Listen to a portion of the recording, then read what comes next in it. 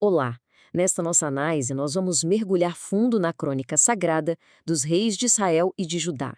É uma narrativa impressionante sobre poder, sobre pecado e, acima de tudo, sobre a palavra profética, que sempre se cumpre.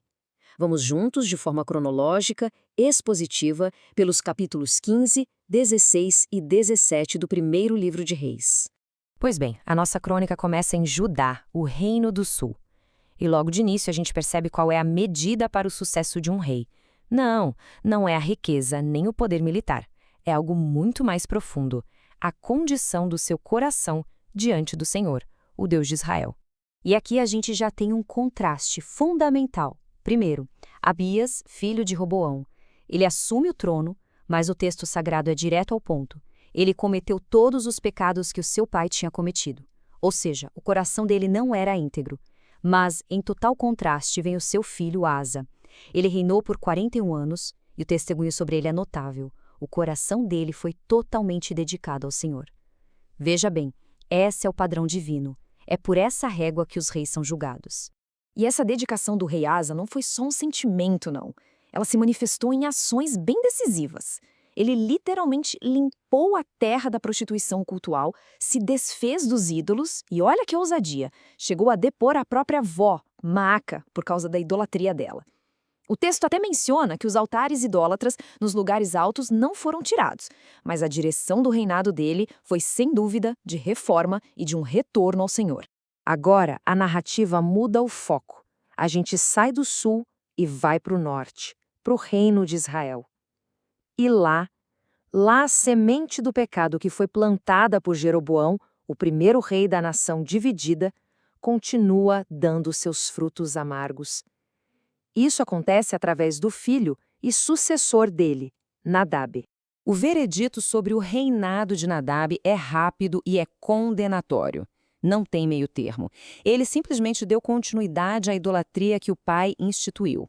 Aquele pecado dos bezerros de ouro em Dan e Betel, isso acabou se tornando a marca trágica não só da dinastia dele, mas de todo o reino do norte. A queda da casa de Jeroboão vem de forma violenta. Surge um homem chamado Baasa, da tribo de Issacar. Ele conspira, toma o trono e, ao fazer isso, ele se torna um instrumento do juízo de Deus. Só que ele mesmo vai se tornar o alvo de uma nova profecia.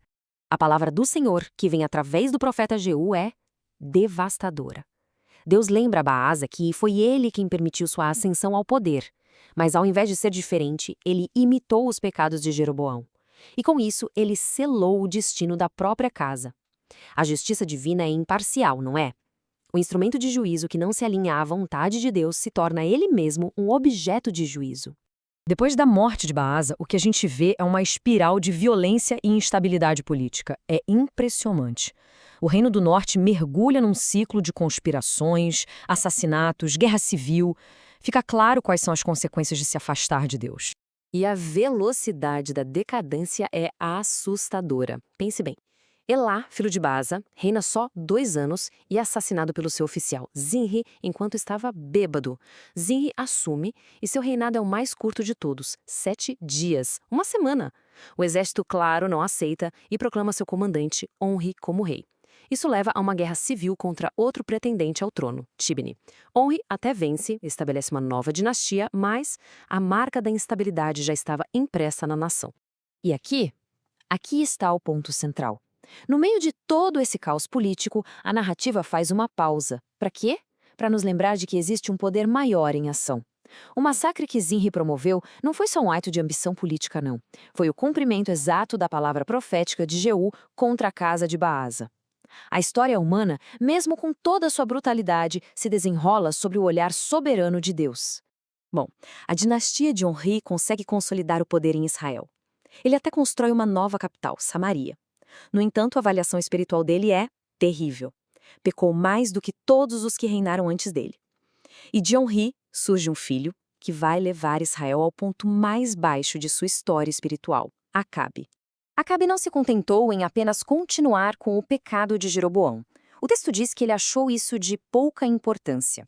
A transgressão dele foi muito mais fundo. Ele se casou com Jezabel, filha do rei dos Sidônios. E com isso ele institucionalizou o culto a Baal em Israel. Ele construiu um templo, um altar para essa divindade pagã em Samaria. Isso foi o ponto máximo da apostasia. E é exatamente nesse momento, no ponto de maior escuridão espiritual, quando o trono de Israel está afundado na idolatria, que a narrativa muda. Muda de forma abrupta. Um novo personagem entra em cena. Ele não vem da corte, ele vem do deserto. E ele não carrega uma coroa, mas sim a autoridade da palavra do Deus vivo. O nome dele é Elias. Que entrada dramática! Elias vai direto confrontar Acabe. Ele não pede, ele declara. Numa cultura que dependia da agricultura, das chuvas, que supostamente eram controladas por Baal, o deus da fertilidade, Elias declara uma seca em nome do Senhor. É um desafio direto. Quem é o verdadeiro Deus? É aquele cujo profeta pode fechar os céus? Depois de proclamar o juízo, Elias precisa ser protegido. E o mesmo Deus que executa o juízo sobre a nação demonstra sua graça e seu cuidado para com seu servo fiel. Ele provê sustento de maneiras extraordinárias, durante a seca que o próprio Elias anunciou. A direção de Deus é muito específica e soberana. Elias é ordenado a se esconder, e a provisão dele viria de fontes totalmente improváveis. Um ribeiro no meio da seca e corvos, aves que eram consideradas impuras pela lei, mas que milagrosamente traziam pão e carne para ele. É uma demonstração viva do controle absoluto de Deus sobre toda a criação. Mas essa provisão não era estática. Quando o ribeiro seca, como consequência da própria seca, isso não é um sinal de que Deus falhou. Não. É o gatilho para a próxima etapa na jornada de fé de Elias. A palavra do Senhor vem a ele uma segunda vez, apontando uma nova direção. E para onde Deus manda Elias? Não para um palácio, mas para Sarepta, em território pagão, para a casa de uma viúva gentil. E ele a encontra no limite do desespero. As palavras dela mostram a profundidade da fome e a ausência total de esperança. Ela estava se preparando para a última refeição antes de morrer. A ordem de Elias parece cruel, até ilógica, né? Ele pede que a viúva, com os últimos recursos que ela tinha, o alimente primeiro. Mas este é um princípio divino, um chamado à fé que vem antes da provisão do milagre. Ela é convidada a confiar na palavra do profeta antes de ver a promessa se cumprir. E ela obedece. A fé dela é recompensada com o milagre contínuo. Dia após dia, a farinha e o azeite simplesmente não acabam. O Deus de Israel demonstra seu poder de sustentar a vida, não só para o seu profeta, mas para uma viúva gentia e seu filho, bem no coração de uma terra que estava sofrendo juízo. E essa crônica dos reis nos deixa com uma questão fundamental. Diante de reinados manchados pelo pecado, de conspirações, de um poder que é tão passageiro, o que emerge? Uma autoridade superior, inabalável, a palavra de Deus. Uma palavra que julga, que se cumpre e que sustenta. A história, no fim das contas, não se move pelo capricho dos reis, mas sim pela soberana providência divina. Essa é uma produção da Primeira Igreja Batista de Guarulhos, um ponto de encontro entre Jesus e o pecador. Se esta análise das Escrituras foi edificante, considere se inscrever em nosso canal, deixar sua curtida e compartilhar. Gostaríamos muito de saber qual passagem desta crônica dos reis mais levou a uma reflexão sobre a soberania de Deus em meio à história humana. Deixe o seu pensamento nos comentários.